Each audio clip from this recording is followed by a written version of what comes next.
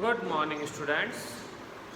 As you know, in last class we have completed chapter number 9, which name is Business Law and Contract Act. So basically,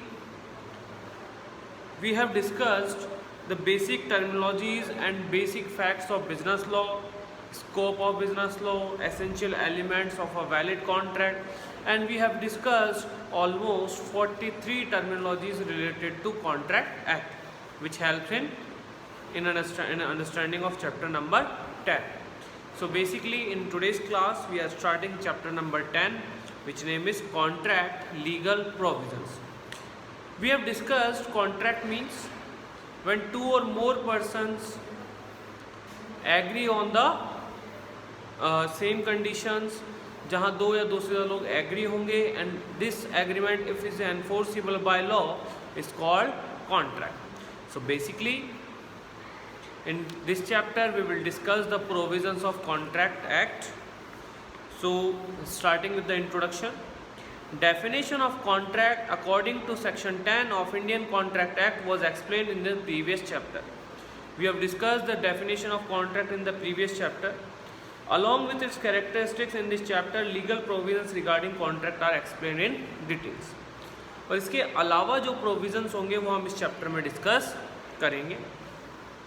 Basically, the first is legal provisions related with proposal. The first point is legal provisions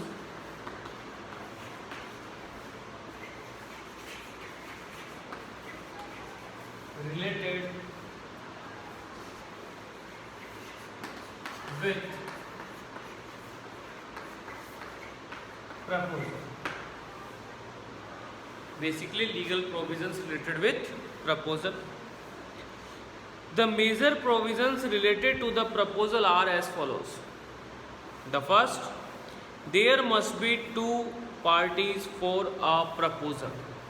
As we discussed in chapter number 9, कि सबसे पहला जो provision है proposal का, उसमें ये कहा जाता है कि there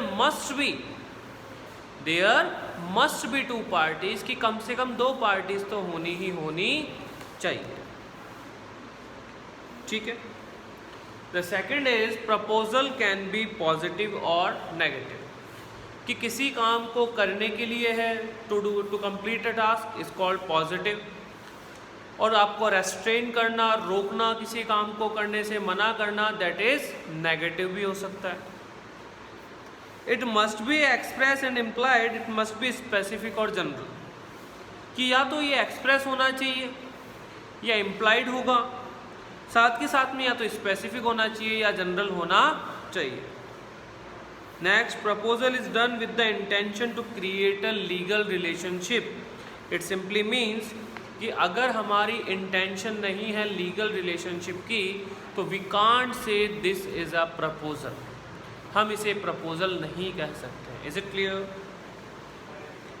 the condition of a proposal must be certain, और जो प्रपोजल की कंडीशन होगी वो सर्टेन होनी चाहिए. That means it covers all the essential conditions related to contract, कि जो चीज़ का हम कॉन्ट्रैक्ट करने जा रहे हैं उससे रिलेटेड क्या क्या काम हो सकते हैं, क्या क्या काम नहीं होंगे, वो पूरे के पूरे इसमें मेंशन किए जाने ज़रूरी है.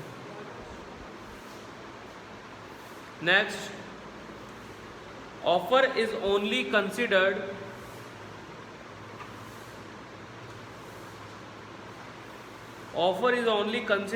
as communicated only when the proposed person knows about the proposal. कि ऑफर को हम तभी कम्युनिकेट मानेंगे when the proposed person knows about the proposal, कि जिसे हम देना चाहते हैं वो उसके बारे में जानेगा. फिर से पढ़ दें. Offer is only considered as communicated only when the proposed person know about the proposal, कि आप जिससे कॉन्ट्रैक्ट करना चाहते हो अगर उसे पता ही नहीं है तो हम उसे कम्युनिकेशन नहीं मानेंगे. कम्युनिकेशन तभी होगी जब उसकी जानकारी में वो प्रपोजल पहुंच चुका होगा. फॉर एग्जाम्पल आपने किसी को कहा कुछ काम करने के लिए किसी कि आप उस पर्सन को कह देना, उसने कहा ही नहीं, तो ये आपकी तरफ से प्रपोजल अभी तक हुआ नहीं है। क्यों? क्योंकि जो पार्टी करेगी वो उस तक उसकी इन्फॉर्मेशन नहीं पहुंची है। An offer is effective and complete when only when it is communicated to the person to whom it is made. जिससे काम करना है, जिससे कॉन्ट्रैक्ट करना है, तो इफेक्टिव तभी होगा जब हम उससे कम्युनिकेट कर देंगे। Naturally, the offer can be accepted only when the offeree knows about it, and offer accepted without the knowledge of the offeree doesn't give any legal right against the offer। कि एक सीधी सी बात और कही है इन्होंने कि वैसे तो ऑफरी जो है वो तभी एक्सेप्ट करेगा जब उसको पता लगेगा कि उसे ऑफर मिला है। Only when the offeree knows about it, and offer accepted without the knowledge of offeree doesn't give any legal right against the offer। और सपोज मुझसे बात ही नहीं की गई, आपने अगली पार्टी को कह दिया हाँ पार्टी ने एक्सेप्टेंस दे दी है, तो आपको कोई राइट नहीं मिलेगा कॉन्ट्रैक्ट एक्ट के अंदर। क्यों? क्योंकि जो पर्सन एक्सेप्टेंस देता उसको तो पता ही नहीं है कि उसने एक्सेप्टेंस देनी है। Offer can be return form में हो सकता है, oral, symbolic, face to face, telephonic, through radio, TV, newspaper और हैंडबिल्स, किसी भी तरीके से हो सकता है। कोई दिक्कत नहीं है कि हमने पढ़ा था कि कॉन्ट्रैक्ट एक्ट के लिए ओरल और रिटर्न दोनों की इक्वल वैलिडिटी होगी। Even offer can be made through the medium of birds and animal, but judiciary doesn't consider the tape recorded offer as legal.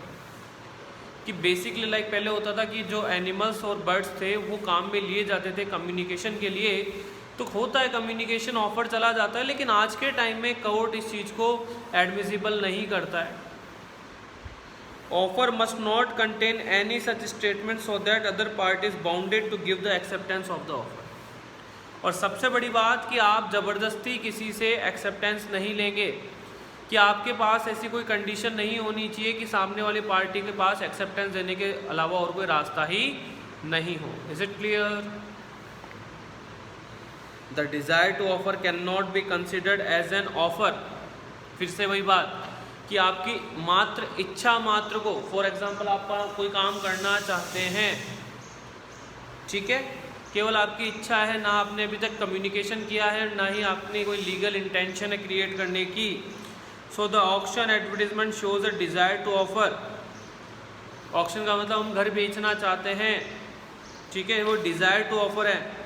Invitation to proposal is not considered as proposal, कि एक तरह से invitation है कि आप आइए घर की बोली लगाइए, आप हमें ऑफर दीजिए, वो इन्विटेशन टू प्रपोजल है, प्रपोजल का पार्ट नहीं है। ध्यान से समझना बेटा कि हमने ऑक्शन की, ऑक्शन का एक एडवर्टीजमेंट दिया, that means we are inviting people to bid, to make a bid लगाने के लिए, लेकिन बिड लगाएंगे तब ऑफर मिलेगा, वो लोग ऑफर हमें ऑफर देंगे। फिलहाल तो हमारा इन्विटेशन टू प्रपोजल है, तो हम इसे भी कॉन्ट्रैक्ट का पार्ट नहीं मानेंगे।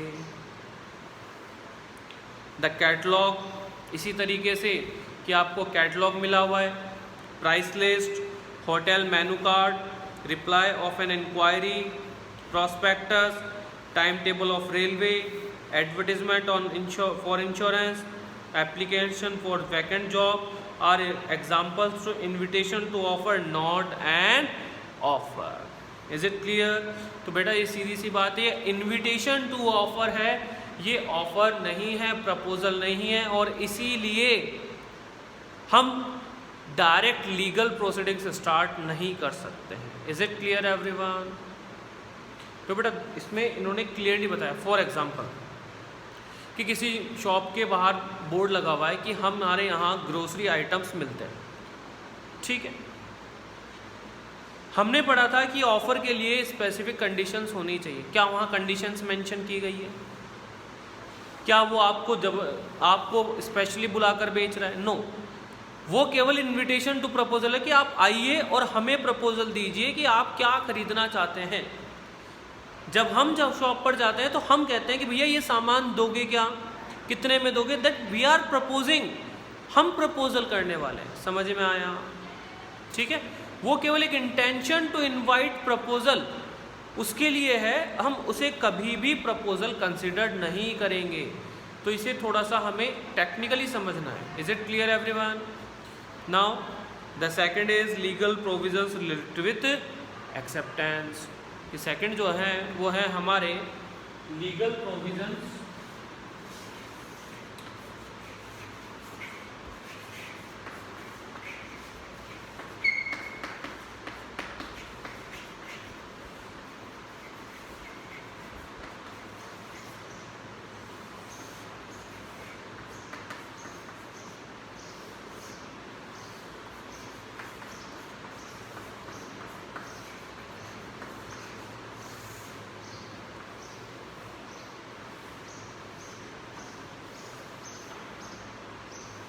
एक्सेप्टेंस से रिलेटेड कुछ प्रोविजंस है हमारे सामने।